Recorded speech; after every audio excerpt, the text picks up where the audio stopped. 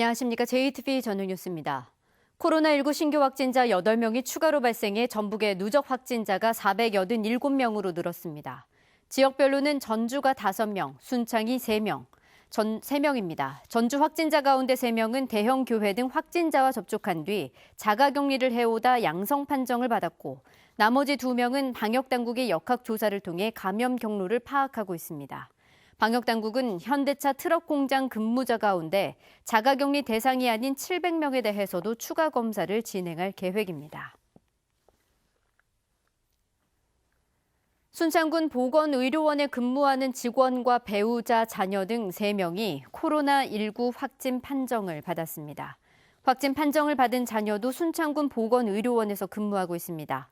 방역당국은 어젯밤 의료진과 직원 등 140여 명을 대상으로 검사한 결과 모두 음성으로 확인됐지만 순창군청과 의회 등 접촉자를 대상으로 검사를 확대하고 있습니다.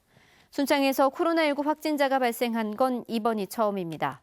순창군은 오늘 보건의료원을 폐쇄하고 지난 8일부터 10일 사이 의료원 방문자 가운데 의심 증상이 있는 경우 검사를 받아달라고 요청했습니다. 그동안 대출 지원 대상에서 제외됐던 카페도 최대 1,000만 원을 낮은 금리로 대출받을 수 있게 됐습니다. 전북신용보증재단은 카페가 금융권에서 최대 1,000만 원을 연 2%의 금리로 대출받을 수 있도록 오늘부터 특례 보증을 시작했습니다. 또 올해 상반기에 3천만 원 이하까지 대출받은 소상공인도 추가로 1,000만 원까지 대출받을 수 있도록 지원에 들어갔습니다. 정읍시 정읍면에 있는 오리 사육 농장에서 고병원성 조류 인플루엔자 의심 사례가 발생했습니다. 유경오리 17,000마리를 키우는 이 농장은 출하를 앞두고 실시한 검사에서 H5형 조류 인플루엔자 항원이 검출돼 현재 살처분 작업이 진행되고 있습니다. 고병원성인지 여부는 오늘 중으로 확인될 것으로 보입니다. 축산당국은 반경 10km 안에 있는 농장에 이동 제한 조치를 내리고 정밀 검사를 진행하고 있습니다. 전북의 아파트 매매 가격과 전세 가격 지수가 큰 폭으로 올랐습니다.